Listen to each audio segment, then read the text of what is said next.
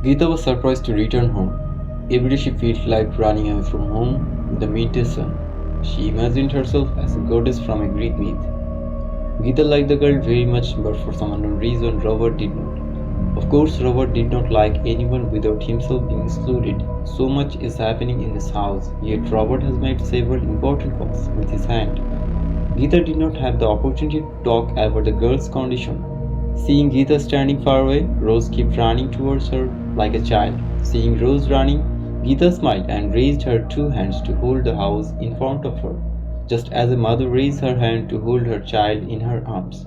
Rose has come very close and Gita can hold her in just a few steps. Suddenly Rose started calling, Mem Sahib, loudly shaking the railing. Gita jumped up in surprise and then looking at it and saw that there was nothing there, just emptiness. Rose is nowhere to be found. Gita was screaming with fear. She clearly saw that Rose had just come forward a few seconds ago. Gita saw that Malati was coming from Samantha's house. As soon as she entered the house, she saw that Samantha was lying unconscious near the window and the daily newspaper was lying in front of the dressing table. Beside the wardrobe, blood was oozing out of her body and staining the floor. The broken pieces of the mirror were scattered here and there on her body. Gita rushed to Rose and lifted her head on her lap. She thought Rose was no more, but she could still hear her breathing. Gita screamed and called for help to Malati and Rama, telling them that they need to take the girl to the hospital. She asked Rajiv to bring the car quickly. Gita thought of Rose, who was now in such critical condition, and her shari ends was held tightly like a child. Gita started crying uncontrollably. Whether in a child is her own or not, the affection of a mother is equal for all women.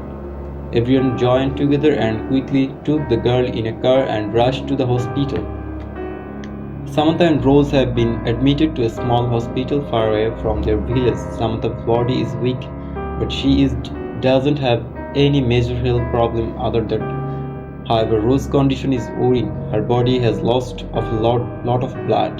The doctor has instructed Rajiv and Rahmat to quickly arrange the blood transformation. Meanwhile, Malti, sitting in the girl's cabin, occasionally sobbing, Gita with a calm and steady gaze is observing Rose's weak body and the bandage wrapped around her entire body. Who is that heartless monster who is torturing two innocent children like a flower? All the answers lie within the walls of Arshi Mahal. Gita calms herself and decides to leave alone tonight without telling anyone in order to solve this mystery and ensure the safety of the girls at least. Gita returned home with Malati and a nurse as she felt unwell at night. As soon as she stepped into the house, she heard the sound of ankle bells, as if someone was dancing with joy. Without paying any attention to the sound of the dance, Gita went straight to the back of Arshi Mahal garden.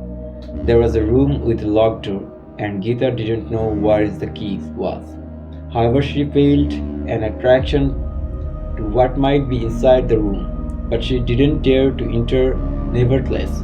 Today she feels like there is something in the room. She knocks on the door with a big ring in her hand and hits the lock with a paper grinder. After hitting 2-3 times, the lock breaks.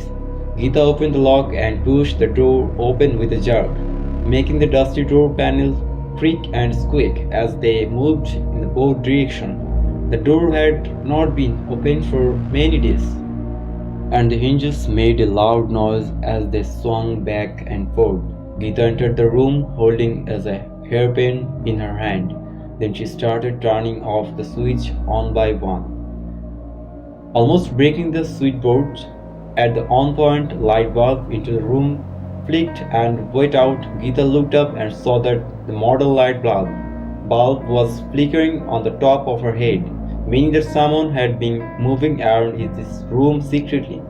But looking at the door and lock, it didn't seem like anyone had entered this room for years.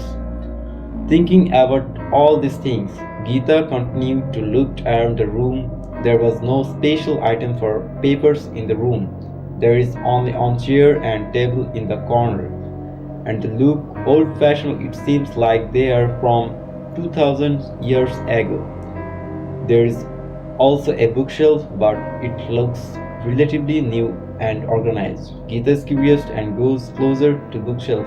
As she touches it, she hears a creaking sound and notices a hidden door behind it. Gita realizes that this door is used by someone to come into the room all the time. The incident does not end here. To hear the rest of Arshi Mahal incident, keep an eye on Paranormal Time. Events are never stories. Put yourself in the place of the victim.